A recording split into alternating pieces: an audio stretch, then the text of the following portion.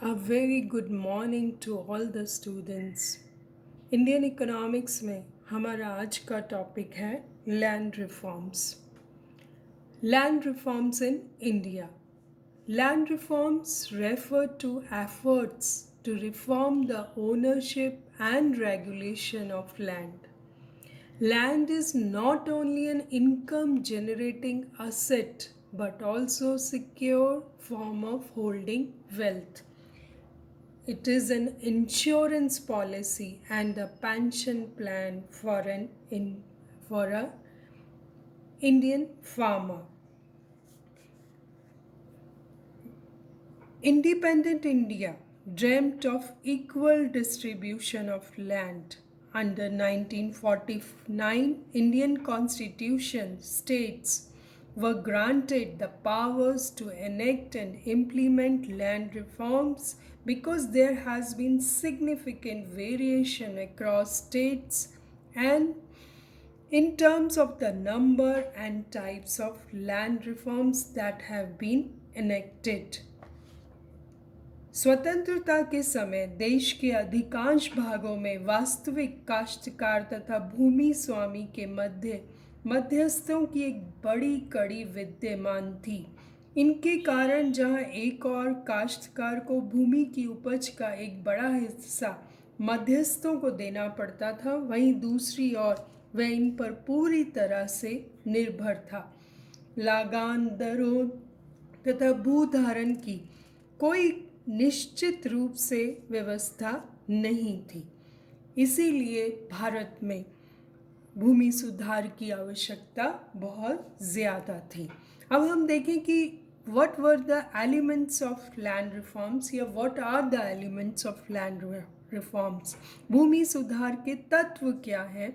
तो निम्नलिखित तत्वों का समावेश होता है. इसमें मध्यस्थों की समाप्ति करना, लागान संबंधी कानूनों में सुधार करना, जोतों की सुरक्षा करना, उचित लगान निर्धारण की व्यवस्था करना, लगान की वसूली, भू सीमा का निर्धारण करना, सहकारी कृषि में सुधार करना, चकबंदी करना, भूदान कार्यक्रम चलाना, कृषि का पुनर्गठन करना, आर्थिक जोत के निर्माण की दिशा में नए प्रयत्न करना, ग्रामदान संबंधी योजना को भी लागू करना और जमींदारी का उन्मूलन, भू स्वामित्व की सुरक्षा करना. तो ये कुछ भूमि सुधार के तत्व थे जो बहुत ज़रूरी थे आफ्टर द इंडिपेंडेंस. और किस उद्देश्य के साथ भूमि सुधार के ऑब्जेक्टिव्स हम देखते हैं. पहला ऑब्जेक्टिव था कृषि उत्पादन करना, आर्थिक जोतों की स्थापना करना, उत्पादन में वृद्धि करना, किसानों को सामाजिक न्याय दिलवाना और काश्तकारी के स्तर को सुधारना. राजनीतिक उद्देश्य से भी ग्रामीण जनसंख्या का फ़ायदा उठाना. तो ये सब रीज़न थे लैंड रिफॉर्म्स के पीछे. अगर हम देखें तो हमें क्यों ज़रूरत पड़ी, हमने इन लैंड रिफॉर्म्स की ज़रूरत हमें क्यों पड़ी, तो हम भूमि सुधारों का स्वरूप मुख्यतः 4 भागों में बांटते हैं. सबसे पहले टू एबॉलिश इंटरमीडिएट्स, जो बीच में जो इंटरमीडिएट्स थे, मध्यस्थों की समाप्ति करना. दूसरा रीज़न था टेनेंसी रिफॉर्म्स, यानी कि काश्तकारों के लिए स्वामित्व की व्यवस्था करना. तीसरा था to implement ceiling on land holdings, यानी कि भूमि की अधिकतम सीमा का निर्धारण करना. और लास्ट अगर हम देखें तो कंसोलिडेशन ऑफ होल्डिंग्स, यानी कि चकबंदी करना. हम ये चारों जो मेजर्स हैं इनको डिटेल में पढ़ेंगे. सबसे पहले हम देखते हैं कि मध्यस्थों की जो समाप्ति थी वो एक बहुत ही इम्पॉर्टेंट फैक्टर था. जब भारत में ब्रिटिश नीति लागू थी उस वक्त 3 प्रकार की भूमि व्यवस्थाओं का जन्म हुआ. ये व्यवस्थाएं थी सबसे पहले तो जमींदारी व्यवस्था, इस व्यवस्था के अंतर्गत ब्रिटिश कंपनी प्रत्येक क्षेत्र में कुछ व्यक्तियों की नियुक्ति कर देती थी जो कि भूमि या लगान की वसूली किया करते थे। इस व्यवस्था को सर्वप्रथम पश्चिम बंगाल में लॉर्ड कॉर्नवालिस ने शुरू किया था। In Jamidari system, few privileged class was appointed to pay taxes to the government. They allowed to do farming in their lands by the tenants. These tenants had no direct connection with the government.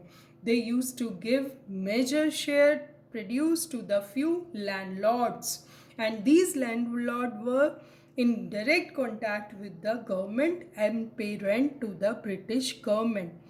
By 1954, the government abolished this zamindari system. 1954 तक इस जमींदारी system को ख़त्म कर दिया गया था भारत में।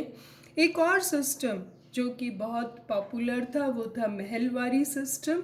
In this type of system, the whole land was the common property of the village community.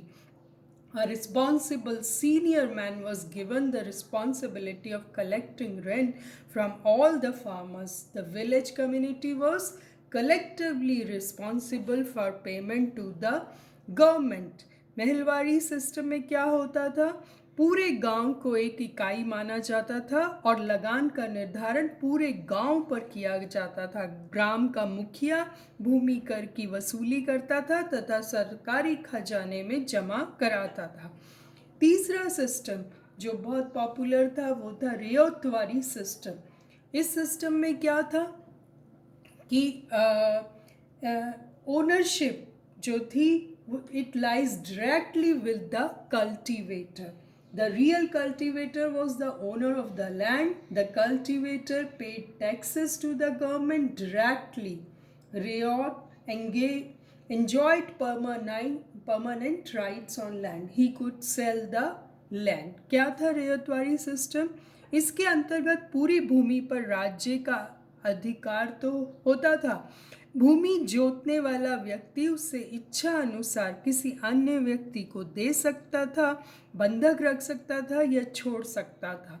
ऐसा करने पर राज्य की सरकार उस भूमि को किसी अन्य व्यक्ति को दे देती थी। भूमि का लगान करीब 20 वर्षों के लिए होता था। तो इस तरह से जब भारत आज़ाद हुआ तो 3 तरह के सिस्टम्स जो थे वो पॉपुलर थे। 60% जो कल्टीवेशन होती थी लैंड की वो जमींदारी सिस्टम के अंतर्गत होती थी जब हमारा देश आज़ाद हुआ था। और ड्यूरिंग फर्स्ट 4-5 ईयर प्लान्स जो हमने करीब 173 मिलियन एकड़ of land was acquired from the mediators. यानी कि जब इन रिफॉर्म्स को लागू किया गया उसके बाद फर्स्ट 4-5 ईयर प्लान्स के बाद सरकार ने 173 मिलियन एकड़ ऑफ लैंड एक्वायर कर ली थी मीडिएटर्स से, मध्यस्थों से। तो हम देखें कि ये हमारे मेन रीज़न मध्यस्थ थे जो जमींदारी हमने इनको हटाकर और नए सिस्टम लागू किए। ये एक्चुअली स्टेट पर डिपेंड करता था कि वो इनसे कौन से किस तरह से इनको लागू करती है। हम बाकी रिफॉर्म्स कल कंटिन्यू करेंगे। आज के लिए इतना ही। Thank you so much.